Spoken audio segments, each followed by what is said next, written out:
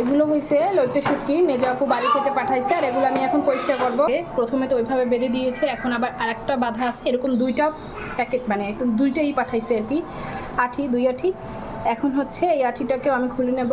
এই যে খুলে নেওয়ার পরে এখন আমি হচ্ছে এই মাথাটা আর এখান থেকে টান দিয়ে মাথাটা কেটে টান দিয়ে পেটিটা ফেলে দেবো। ফেলে দিয়ে ধুয়ে ভালো করে ডিপে রেখে দিলে প্রায় আপনি যদি 5 বছর রাখেন তাহলে 5 বছরই এটা এইভাবে থাকবে, ডিপের মধ্যে কোনো সমস্যা হবে না, না ধুলেও হবে আর কি। আর ধুয়ে রেখে দিলে একটু ভালো হবে, মাছটা ফ্রেশ থাকবে। এই যেই যারা লোটে মাছ খেতে পছন্দ করেন তাদের জন্য এই ভিডিওটা। আমার ছেলের তো খুবই পছন্দ, মানে ওর খালাই মাছ পাঠাইছে, এটা দেখে ও পাগল হয়ে গেছে। দেখেন কত বড় বড়, এটা একদম ভালোটা, ফ্রেশটা। এই যেই